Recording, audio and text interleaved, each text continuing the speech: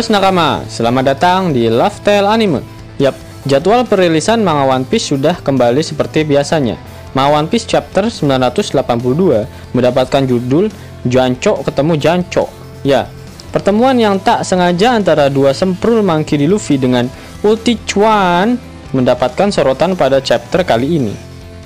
Cover story pada manga One Piece chapter 982 masih mengisahkan kisah perjalanan biji family. Di tengah-tengah acara lamaran Lola pada Goti, tiba-tiba angkatan laut datang dan mengejar mereka. Goti terlihat berlari menggendong Lola. Namun di sebelahnya terlihat malah Chiffon yang berlari sambil menggendong BG dan anak mereka, Pes. Karena misi pencarian Lola sudah berhasil, sepertinya BG dan keluarganya sedang berlari menuju ke pesisir pantai untuk meninggalkan Dressrosa. Dan sepertinya keluarga bahagia itu akan bertemu dengan ayah mereka, Pound. Pound terlihat terdampar di pesisir lautan Green Beach yang diperlihatkan pada cover story manga One Piece chapter 979. Manga One Piece chapter 982 diawali dengan memperlihatkannya Kaido serta Orochi yang sepertinya sedang menikmati ciu yang sudah dioplos dengan sedikit tuak cap orang tua. Kemudian, di samping Kaido, Black Maria terlihat sedang menggerayangi tubuh kekar milik dirinya. Ya, kelakuan tak senonoh yang dilakukan oleh Black Maria ini bisa dibilang lumrah, karena pada manga One Piece chapter 980 diperlihatkan jika Black Maria adalah mucikari dari Gang Doli cabang Onigashima.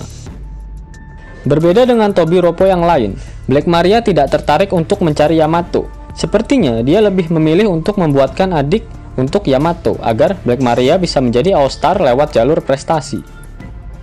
Shogun Fuckboy Orochi pun terlihat sangat senang, di mana dia akhirnya bisa terlepas dari kutukan Kozuki Toki yang telah menghantuinya selama 20 tahun. Orochi masih berpikiran jika Kanjuro yang merupakan babu setianya bersama dengan 3 kapal perang milik Kaido sudah berhasil menenggelamkan Sakochi yang dinaiki oleh para Scabbard. Kaido terkesan dengan permainan peran yang dilakukan oleh si badut jelek Kanjuro. Bahkan, Kaido bisa saja membunuhnya tanpa sengaja saat 20 tahun yang lalu. Dan yap, pada chapter ini dikonfirmasi jika Kaido memang memiliki hasrat untuk menemukan harta karun One Piece di pulau Laugh-Tale dan menobatkan dirinya sebagai Raja Bajak Laut yang baru. Hal ini selaras dengan perkataan Kinemon saat di zoo, tepatnya pada manga One Piece chapter 819, jika Kaido dan anak buahnya mengejar mereka karena ingin mendapatkan informasi mengenai rahasia dunia ini, atau biasa kita kenal sebagai One Piece. Dan jika nakama ingat, pada manga One Piece chapter 974, Kaido memerintahkan anak buahnya agar menangkap para Akazaya hidup-hidup karena ada sesuatu yang ingin ditanyakan oleh Kaido pada mereka. Namun sejatinya, para Akazaya Nine memang tidak diberitahukan apapun mengenai pulau Laugh-Tale oleh Kozuki Oden. Begitu pula dengan si badut Kanjuro, bawahan setia si Shogun Laknat. Sepertinya, Kanjuro memiliki umur yang panjang. Tak selang lama setelah dirinya dibicarakan, akhirnya dia tiba dengan cara mendobrak pintu masuk mansion Kaido dan menghajar beberapa kroco milik Kaido. Hal tersebut dilakukan oleh Kanjuro karena dia masih dianggap sebagai musuh oleh mereka.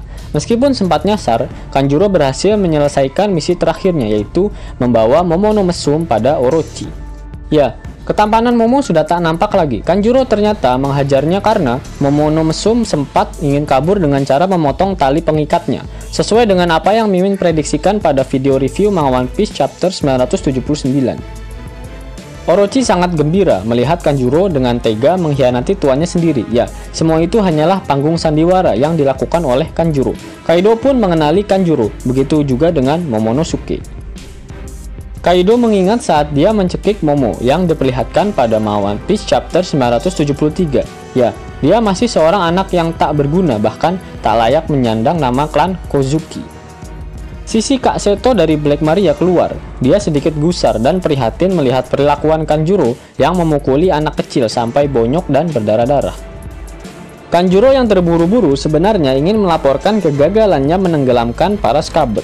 Kanjuro tidak menduga jika Kinemon sangatlah jenius untuk mengantisipasi apabila memang ada pengkhianat di antara mereka. Dan saat ini mereka sedang menuju ke Onigashima. Padahal yang dilakukan oleh Kinemon hanyalah kehokian semata.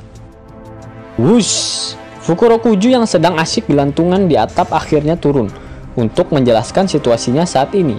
Menurut pemantauannya, tidak ada kapal yang bersandar di Onigashima. Berterima kasihlah pada aksi cerdik Kinemon yang membakar semua kapalnya sehingga pergerakan mereka tak terdeteksi. Selain itu, 3 kapal perang yang menghadang mereka belum juga kembali, padahal semuanya sudah ditenggelamkan oleh aliansi. Fukurokuju menjelaskan jika saat ini hanya terlihat Luffy, Zoro, Kid, dan Killer yang berada di sekitar panggung banquet. Fukurokuju mencoba menenangkan Orochi agar tidak perlu panik, karena seluruh pasukan Kaido dan Orochi saat ini sedang berkumpul di Onigashima. Kaido pun kembali dalam mode santuy, serta mulai minum-minum tuak oplosannya lagi. Orochi sepertinya masih belum bisa menenangkan dirinya.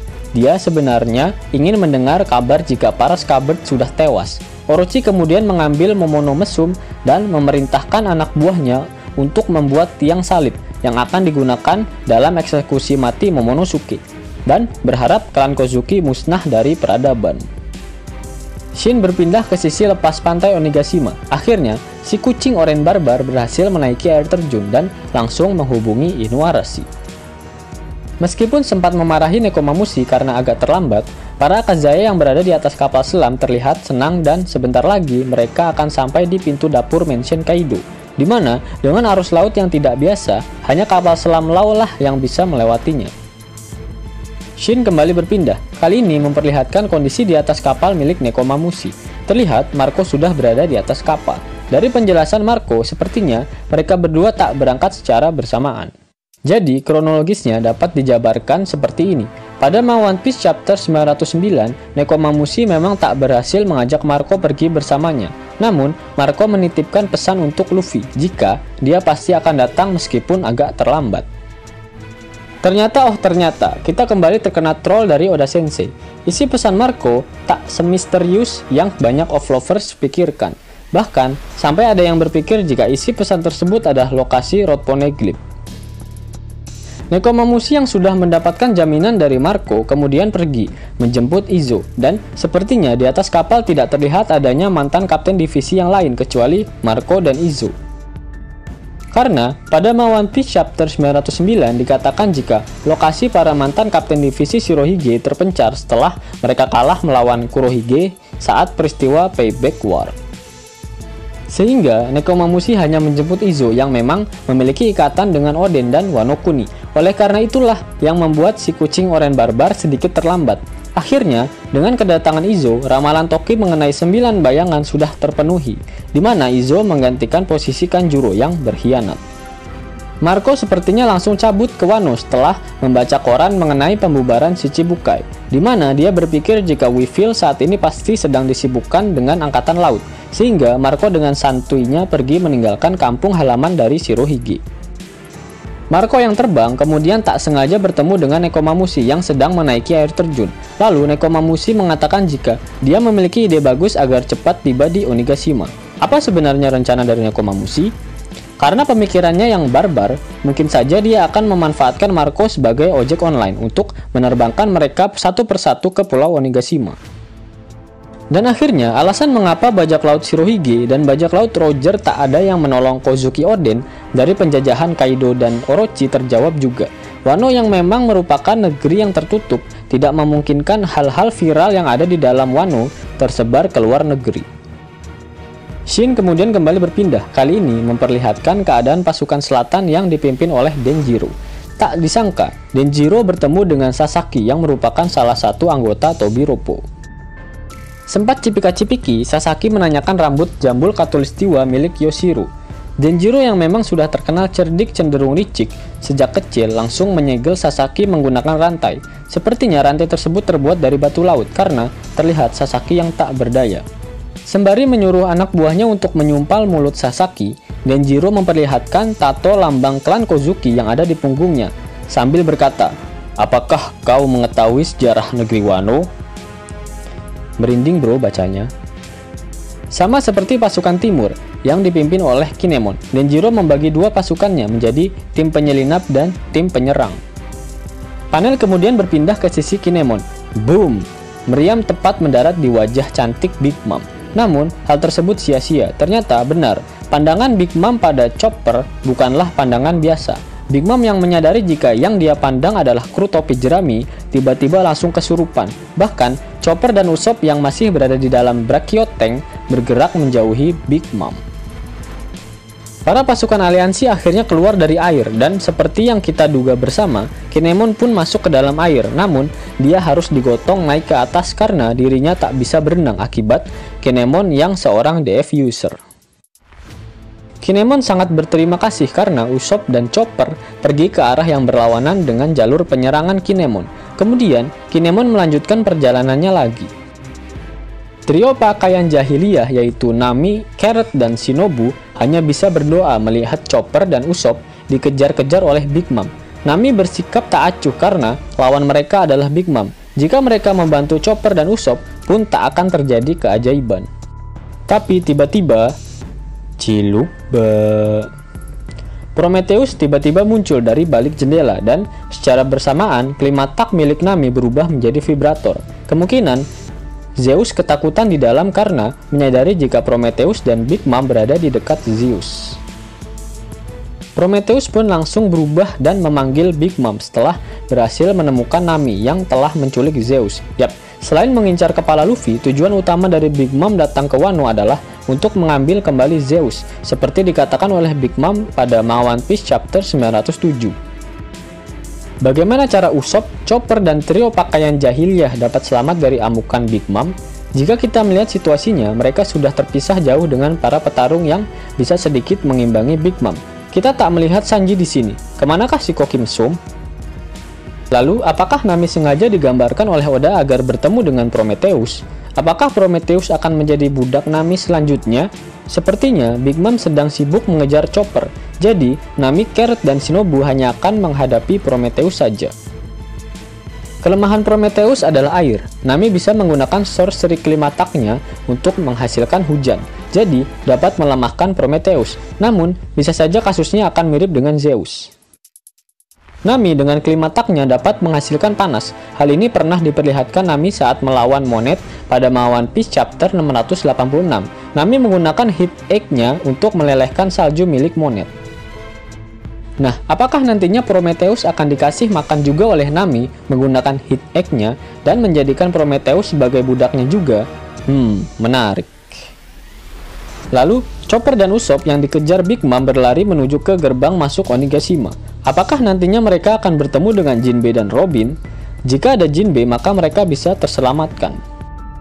Dan yang lebih serunya lagi, bisa-bisa mereka bertemu dengan Marco dan Nekomamushi, di mana saat ini Nekomamushi sedang menuju ke sisi barat laut Onigashima. Dengan berpatokan sisi Kinemon adalah arah timur dan sisi Denjiro adalah arah selatan, maka sisi barat laut adalah pintu masuk Onigashima. Apakah akan ada pertarungan epik antara Big Mom melawan Jinbe, Marco, Nekomamushi, dan Izo, serta yang lainnya? Terlalu cepat memang. Kemudian, Shin berpindah pada anggota Tobiropo yang lain. Kali ini kita diperlihatkan tingkah koplak Ulti dan adiknya, Pei-Pei. Go Pei-Pei, Gojek, Go Pei. Go Pei-Pei, Gojek, Go Pei. Mereka berdua sedang berjalan mencari Yamato. Karena lelah berjalan, Ulti meminta Pei-Pei untuk menggendongnya. Pei-Pei Chin. Pejuan menolak mentah-mentah permintaan dari kakaknya tersebut dan tak sengaja berkata kasar padanya. Mendengar hal tersebut, Ulti pun ke-trigger. Gendong gua sialan. Ulti pun langsung naik ke atas punggung Pejuan, seperti sedang main kuda-kudaan. Namun, tak berselang lama, Pei-Pei terjatuh karena tak kuat menahan beban dari kakaknya. Dan secara kebetulan, mereka jatuh di hadapan Luffy. Arep opo kowe, cok? Ulti membentak Luffy. Cak, cok. Kowe arep opo, cok? Sahut Luffy. Akhirnya, duo Jancho bertemu. Apakah akan ada pertarungan antara mereka? Bagaimana menurut Nakama? Dan ada hal yang menarik perhatian Mimin. Apakah Nakama sadar jika ada satu anggota Tobiropo yang tak diperlihatkan saat ini? Drake. Sepertinya saat ini Drake sedang menuju ke bagian belakang Onigashima untuk bertemu dengan Law dan memulai rencana mereka. Mimin sudah pernah membuatkan videonya jika Drake lah yang menyelamatkan Law dan berencana untuk membentuk aliansi dari ketujuh supernova yang sedang berkumpul di Onigashima. Link videonya ada di pojok kanan atas ya Nakama. Yos nakama, itulah review manga One Piece chapter 982. Jika nakama menyukai video ini, jangan lupa klik like, share, dan subscribe channel ini ya, agar nakama semua tak ketinggalan info menarik seputar One Piece. Arigato.